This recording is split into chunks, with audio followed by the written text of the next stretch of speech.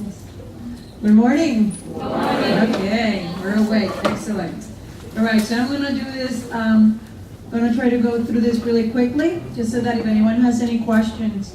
As I started hearing a little bit, you already saw that there is this brand new online scholarship system. We've created this system with the hope that for you, it's going to be a lot easier to find out what scholarships we have available here in the college. When a few years back, basically we had a lot of scholarships, but they were in different departments. So what we're hoping that this will do is you're going to fill out one application, all right? And that is basically going to give you access to be able to apply to all the different scholarships at once. Some scholarships have specific questions, some don't. So we'll just go through the system. Now, the first thing you need to learn is that it's really easy to get to the system via the home page. You go to the financial aid section, and then it says scholarships right there. So you click on that page. And this is just to give you a quick overview of what the scholarship system does and how you go about logging in, etc. When you go in here, you will click where it says login at. And it takes you to this page which you saw earlier. Now, you don't want to go through all the process. All you do is ostos.cuny.edu/scholarships-online. And I think you have it in the flyers that are being given out right now. That's how you get to our site, okay? Now I'm gonna sign in, and I'm actually gonna sign in as if I were one of the students, so you can see how it goes. Basically where it says applicants and administrators, you use your Ostos username, not your email address, but let's say it's Susan Vargas. So you usually, for your students ones, it's usually like, I think it's S Vargas and then like a number, something like that. Okay, so that's what you enter in the username, and then you put your Ostos password. That should get you in here. 95% of the time, that should work. There might be a 5% of the time that something happens and it doesn't work. At that point, you call our offices, and we'll give you our numbers. But this is how this looks. Of course, I have a check mark because I was a good student and I went ahead and I filled out an application already. If it's the first time you're filling this out, you're not going to see the check mark. You're just going to see general application. Okay. And the general application is going to be already, some of the information is already going to be in there. It's super simple. You put your name, last name, all of that should be in there already based on your username and password. And then you're going to fill out a few questions. They're pretty easy, okay, straightforward questions. And at the end, a lot of optional questions. The more information you include, the better it is, just so that we have more information that might be able to tell us that you qualify for certain things.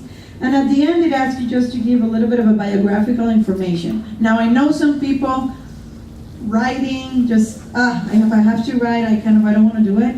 But first of all, this is really good because you're going to have to do it a lot in life. But second of all, we don't expect for you to write like a 3-page paper or a 15-page paper. Literally, a paragraph on who you are.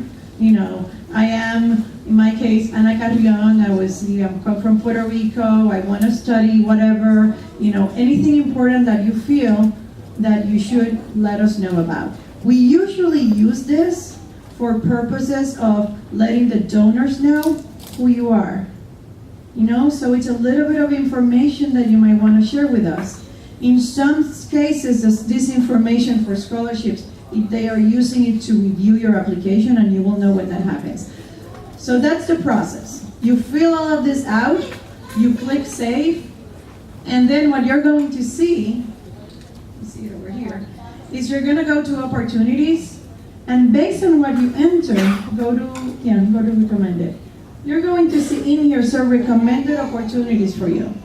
So if you're a single mom, there is a scholarship that is not open right now. It's called the Josephine Aguado Scholarship. That's for single moms.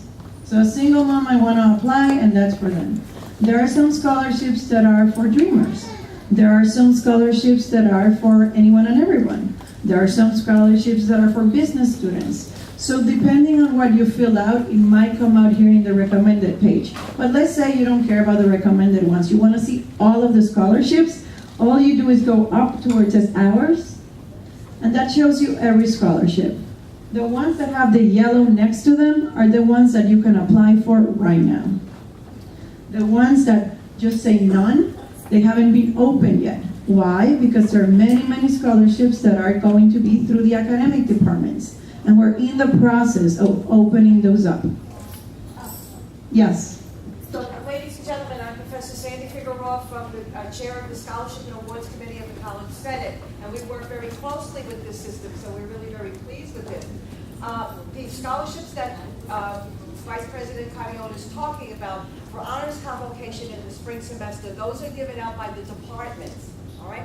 But you still have to apply. That's why they're not open yet. All right, because they're for next semester and the spring semester when people graduate. All right, those are departmental. Those are the scholarships that the faculty, make a decision on. All right, but you still have to apply for them. Okay, so I just want you to be aware as to why it's not open, and it won't be open until March. Yeah, and some of those scholarships, just so that you know, the system is been built in such a way that for some of them, just based on the information you fill out on the online application, you might automatically qualify and can apply. So what does that mean? Some scholarship means that if you're a business student with a GPA of 3.5, you automatically can apply for that. And the system knows that. So it will go ahead and include you as part of our, one of our people that can one of the applicants, I'm sorry. Go ahead. Yes, you can. You can qualify you can apply to 100 scholarships if you want to. What's going to determine how many scholarships you can get is your financial need. As many of you might have gone through, for example, if you go to the financial aid office, you have to submit all these papers and these applications, etc. Based on everything that you submit, it's going to say that your financial need is X. It might be $10,000, it might be $5,000, it might be $2,000. That's my cap. I can give you scholarships up to the, where your financial need is met.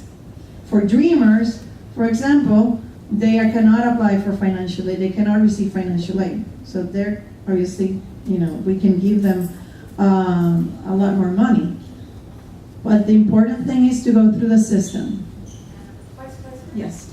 Does everybody know what Dreamers is? Because in my mind, I'm thinking of one thing, and I don't know what you folks are thinking. Oh, that's undocumented students, pretty much. So Undocumented if students. you're documented and you're dreaming, that's not you. You have to be undocumented, no green card, no I-90, or, sorry, not I-90, I-20, no international, none of those things that are approved by the federal government, all right? So Dreamers are people who are undocumented. Everybody in this room is dreaming. But we have to make sure that we understand. You know what it is. Amen. I heard here Jason talking about Dreamers, so I kind of figured, I just kept the concept on. But thank you, Sandy, I appreciate that.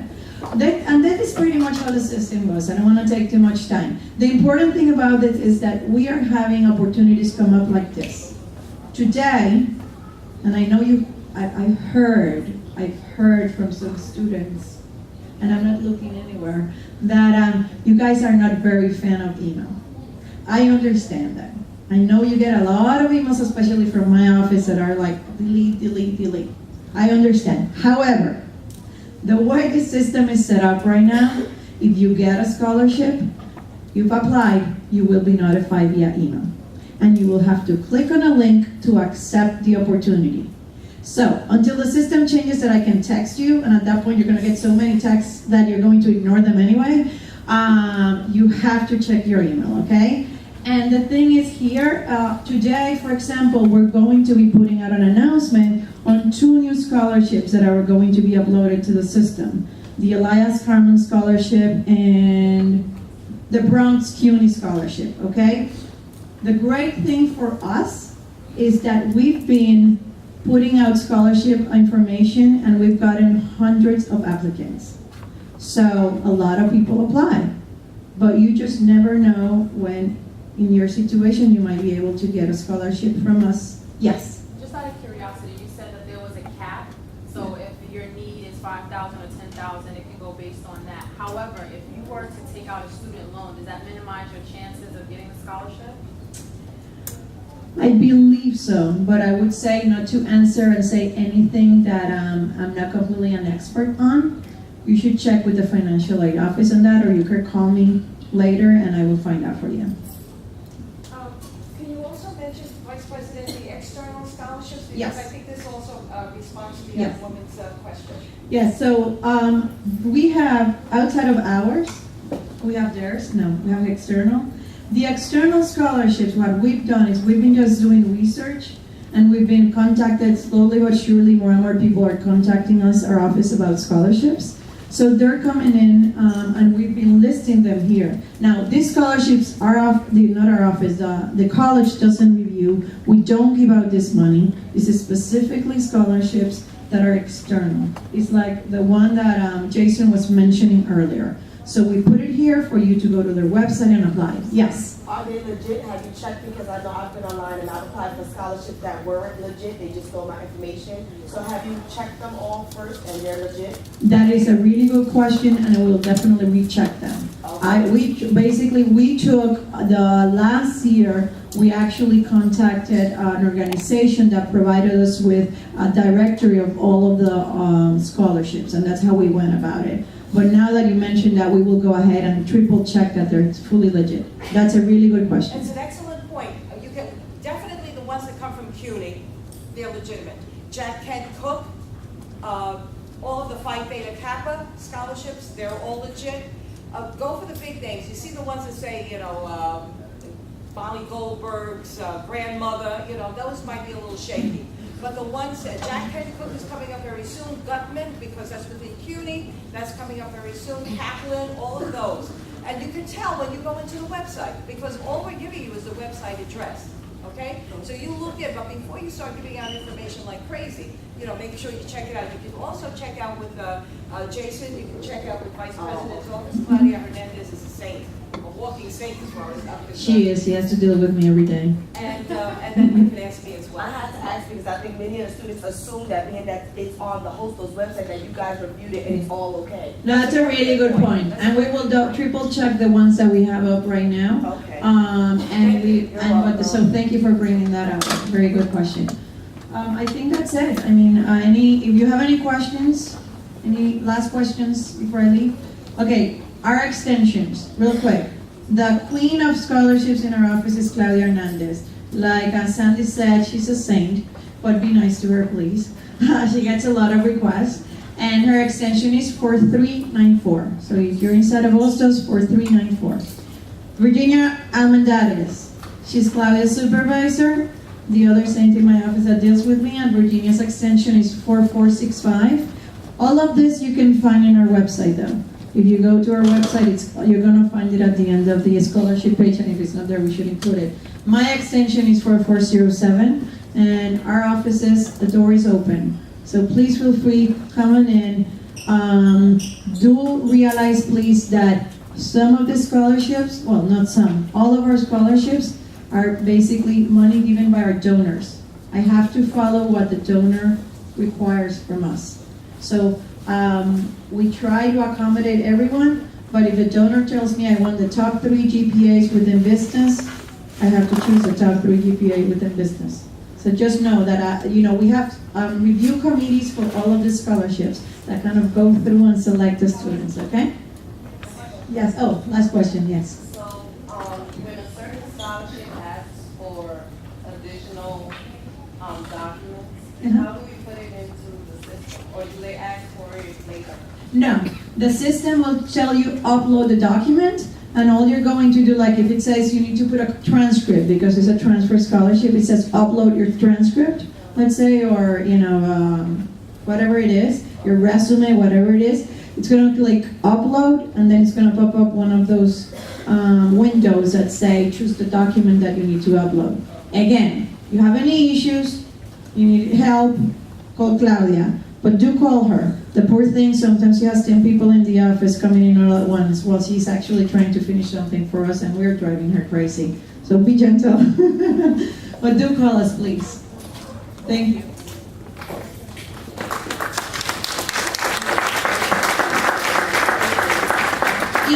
scholarship@ostos.cuny.edu. That's actually the easiest way to contact us, and that actually gets to the three of us at the same time. Scholarships@ostos.cuny.edu. Thanks.